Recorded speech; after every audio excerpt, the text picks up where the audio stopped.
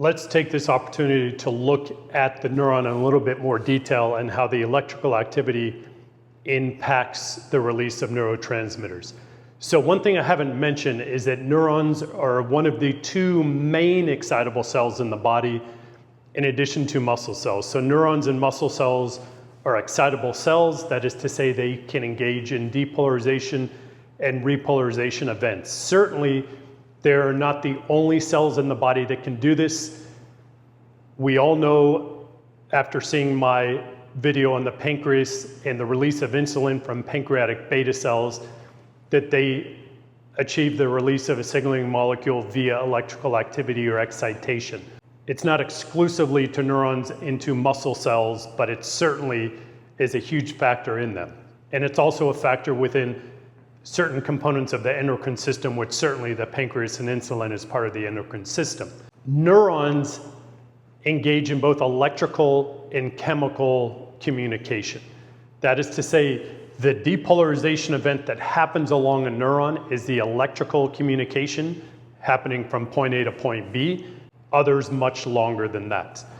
But the electrical activity down a neuron is a form of communication that elicits the release of another form of communication, and that is a chemical signal in the form of neurotransmitters.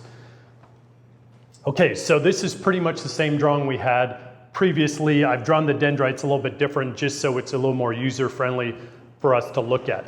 Once again, the goal of dendrites is to increase the surface area of the cell body.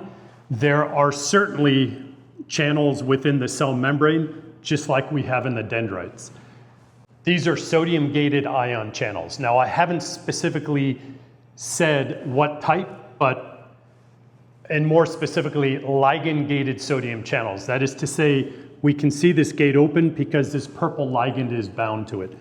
This gate is not open because no ligand is bound to it. So these are ligand-gated sodium channels. The ligand, once again, never enters the cell. It is just activating the channel, opening up the gate to allow sodium to move down its electrochemical gradient into the cell. What is this ligand? It could be any number of things. It could be a hormone, it could be a neurotransmitter released from another neuron. It doesn't even have to be a signaling molecule. It could be heat, it could be an aroma, it could be any number of things that are activating channels or receptors on the dendritic end of a cell body. So we get the influx of sodium. One thing to keep in mind, always to keep in mind, is the value of -55 millivolts, which is threshold. It's the voltage that must be met specifically at the axon hillock to initiate a depolarization event down the axon. Recall that the electrical activity in the cell body is known as a graded potential. And graded potentials vary in strength, whereas an action potential is an all or nothing event. As long as threshold has been met, a graded potential is dependent on the strength of the original stimulus. So, for example, if the original stimulus brings us up to -55 millivolts right here, that is not going to be enough to make it to threshold, because a very important thing to keep in mind is that graded potentials die out over distance. They weaken over distance. An action potential going down the axon to the axon terminals, not so much. But in a graded potential, absolutely. So as D. Unglaub Silverthorne, who writes a human physiology textbook, it is a wonderful human physiology textbook. As she describes, it's like throwing a pebble in a pond where ripples emanate away from that initial splash of the pebble, and that initial splash is the biggest splash or biggest ripple, and then those ripples dissipate or weaken the farther they go. And that's the case with depolarization events that travel along the cell body from the dendrites. The voltage is weakening as it's moving across the cell body. It's weakening because of the resistance conferred by the cytoplasm, just this kind of fluid gelatinous-like structure or substance within the cell body. So it's weakening over distance. Also, we have potassium leakage channels. Potassium leakage channels is allowing potassium to continually leak out of the cell.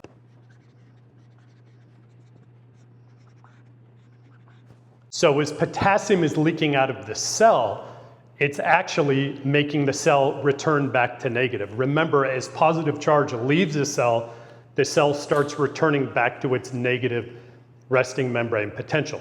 So we have two competing factors going on here. We have sodium moving into the cell and potassium leaving the cell.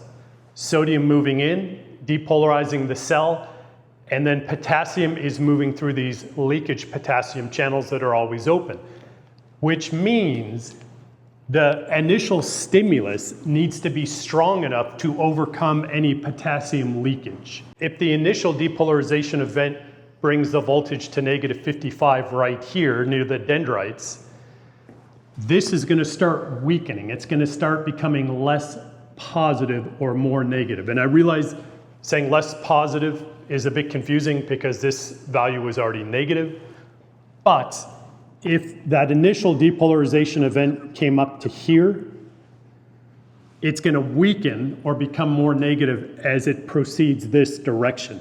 So it's going to start falling this direction. And it's no longer going to be negative 55 by the time we reach the axon hillock. To be very clear, it needs to be negative 55 when it reaches here. If it's negative when it reaches the axon hillock, which is threshold. If it's negative 55 here, it's going to lose its voltage or positive charge in the cell body. So what we're looking for is a much greater voltage right here to accommodate for any loss in charge as it's traveling across the cell body. So if it reaches, let's say, positive 20 right here, this is going to start losing voltage as it proceeds across the cell body to the axon hillock. But positive 20 would be way up here. So if it's losing voltage, as long as it's at negative 55 by the time we reach the axon hillock, then we get the initiation of the action potential down the axon into the axon terminals. So there's two factors that confer resistance to the graded potential. Said another way, there are two factors that cause a graded potential to lose strength over distance. It's the cytoplasmic resistance and it's potassium leakage out of the cell body. As long as the stimulus is great enough, we will get or reach threshold at the axon hillock. If threshold is met at the axon hillock, we get an opening of this voltage-gated sodium channel. To be clear, these are ligand-gated sodium channels. This is a voltage-gated sodium channel that is activated once the axon reaches negative 55 millivolts at this first voltage-gated sodium channel. So we get the influx of sodium, which is going to cause the axon to start depolarizing. And that's going to activate the second voltage-gated sodium channel. And this is going to proceed all along the axon. As long as this first voltage-gated sodium channel opens, we can be ensured that the rest of the voltage-gated sodium channels are going to open. It is like a row of dominoes. If you have dominoes set up here, and you knock the first domino down, and if they're set up correctly, we can be certain that that last domino is going to fall. So that is why an action potential along the axon of a neuron is described as an all or nothing event. That is to say, the first channel opens, we can be ensured that that last channel is going to open as well.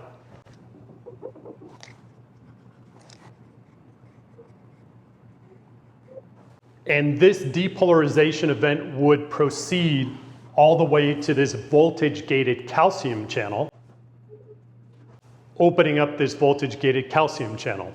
This is very, very, very, very similar to what happens in the pancreatic beta cells. We get an opening of a voltage-gated calcium channel.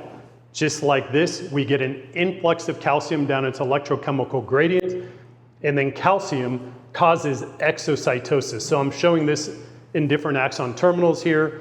We can see here, and the same thing is happening up here. Calcium into the cell causing exocytosis of the neurotransmitters. Specifically, these neurotransmitters used to be confined to a synaptic vesicle like this one, but with the influx of calcium, it facilitates the process of exocytosis.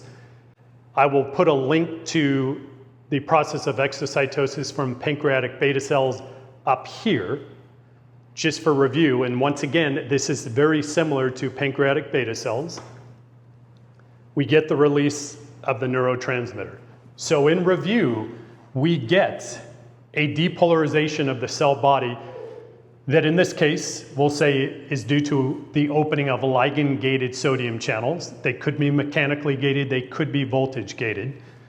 But we have sodium coming in via the ligand-gated sodium channels, depolarizing the cell body, known as a graded potential, that weakens over distance, but as long as it's at negative 55 millivolts or greater, that is to say anything above negative 55, we're going to get an opening of this voltage-gated sodium channel, and it's going to open up each successive voltage-gated sodium channel like a row of dominoes, ultimately opening up this voltage-gated calcium channel. The influx of calcium into the axon terminals facilitates calcium-induced exocytosis of the neurotransmitter. I'll put links to gradients, selective permeability, pancreatic beta cells in the description, and we'll see you for the next video.